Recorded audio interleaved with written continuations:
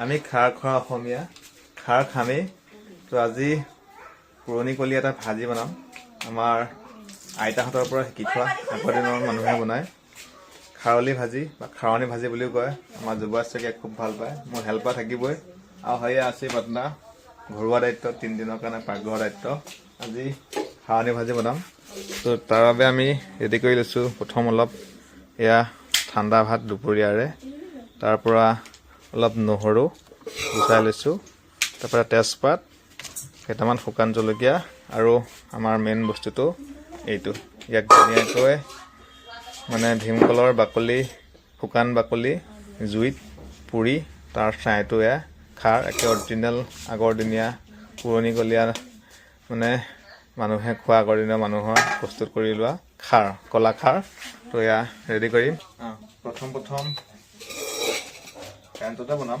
ইণ্ডাকশ্যনত এইটো কেৰাহীটো গৰম হ'বলৈ দি তেল মাৰি ল'ম মিঠাতেল দিম দি চাই থাকক কেনেকৈ বনাওঁ এইবিলাক আমাৰ একদম ঘৰুৱা বস্তু গোটেইকেইটা চব্জি নাই কোনো ধৰণৰ শাক পাচলি নাই তেজপাত নহৰু শুকান জলকীয়া একদম মেইন বস্তু খাৰ আৰু কেইটামান এয়া দুপৰীয়া ঠাণ্ডা ভাত আমি তেল মাৰিম প্ৰথম ধুনীয়াকৈ জোখত আন্দাজমতে তেল দি দিম এতিয়া মিঠাতেল দি দিলোঁ তেলটো গৰম হোৱাৰ পিছত তো সবচে ভাল লাগে এটা বস্তু আপোনালোকে কোনোবাই ভাল পায় নেকি জনাব শুকান জলকীয়া তেলত দি ভাজি এতিয়া ফুলি যাব এই সুন্দৰকৈ অকণমান দেৱাই লৈ খুব ফেভাৰেট খুব ভাল পাওঁ ইয়াৰ পৰা এনেকৈ ভাজি হয় জলকীয়াকেইটা আগতীয়াকৈ থৈ দিম এইকেইটা ধুনীয়াকৈ খাব লাগিব তো কোনোবাই খাই পোৱা নাই যে খাই চাব নেকি বহুত ভাল পাওঁ এতিয়া থলোঁ তাৰপিছতে আমি এতিয়া নহৰু দি তেজপাতটো দি দিওঁ তেজপাত দিলোঁ নহৰু দি তেল মাৰি দিলোঁ একদম সকলোতকৈ ভাল লাগে আমাৰ যুৱৰাষ্ট্ৰীয়ে ভাল পায় ইয়াৰ নহৰু ভাজা নহৰুটো ইয়াৰ পৰা বাচি উলিয়াই খায় নহৰুটো অলপ ভাজি লওঁ যাতে ফুটি যাবও পাৰে দেই দুটা জলকীয়া ফুটি যায় কেতিয়াবা তেলত থাকিলে অকণ হাৱা সোমাব পৰাকৈ ফুটাই দিছোঁ ধাৰণকৈ ফুটি নাযায় ফুটে নহৰুখিনি ধুনীয়াকৈ অলপ ভাজি ল'ম এতিয়া একদম সহজ আমাৰ আগতে আইতাহঁতে বনায় জুহালত বহি চাই এতিয়া বনাবলৈ চেষ্টা কৰিছোঁ মাজে মাজে বনাই থাকোঁ ভাল লাগে খাৰ খোৱা অসমীয়া যেতিয়া খাৰ খাবই লাগিব খাৰ নাখালে কি হয় অসমীয়া উপকাৰী খাৰটো এতিয়া ধুনীয়াকৈ ভাতখিনি দি দিম ভাতখিনি ধুনীয়াকৈ ফ্ৰাই কৰিম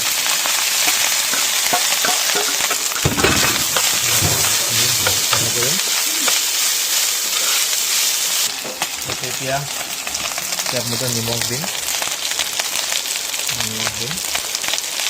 ধুনীয়াকৈ জোখত হোৱাকৈ তাৰপিছতে হালধি দিম হালধিটো পাৰিলে ইয়াতে অকণ বেছিকৈ দিব লাগে তেতিয়া কি হয় ৰিজাল্টটো লাষ্টত ওলাব কালাৰটো বেছি ৰঙা হয় ৰঙা ভাজি বুলি কওঁ সহজে খাৰণী ভাজি বুলি কওঁ কিছুমানে খাৰলি ভাজি বুলি কয় খুব উপকাৰী সহজতে বনাব পাৰি ধুনীয়াকৈ মিক্স কৰি অলপ ফ্ৰাই হয় এইখিনি মিক্স কৰি কিছু সময় লৰাই থাকিব লাগিব ভাতটো অলপ মানে শুকাই ফ্ৰাই হওক ফ্ৰাইড ৰাইচৰ নিচিনা অকণমান ভাজিব লাগিব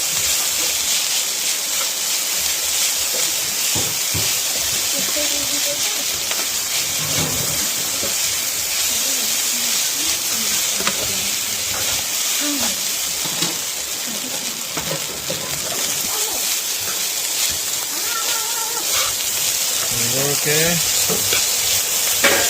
অলপ শুকান হৈ যোৱাকৈ ভাজি ল'ব লাগিব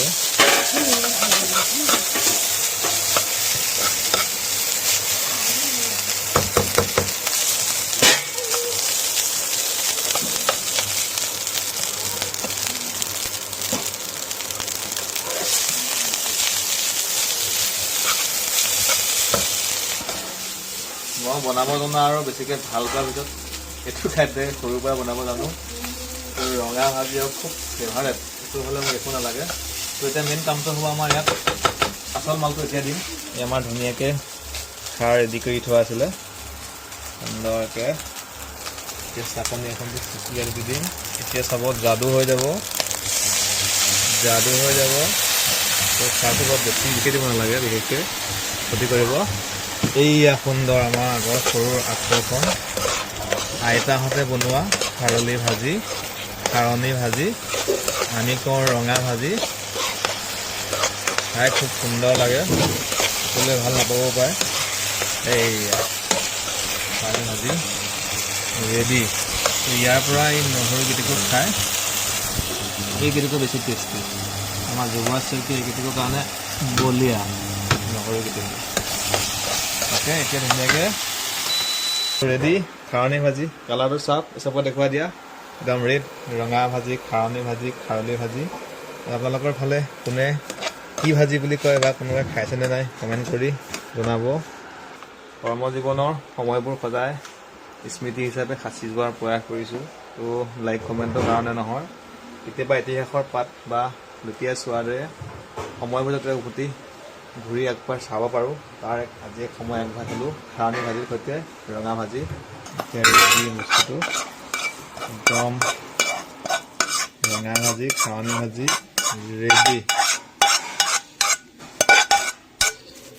মজা, টেষ্ট কৰি চোৱা কেনেকুৱা হৈছে ক'বা মোক।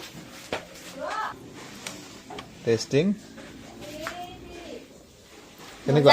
হা মজা, বঢ়িয়া। তো খাই চাব এপাক যদি কোনোবাই খাই পোৱা নাই। খাৰলি ভাজি, ৰঙা ভাজি, খাৰণী ভাজি।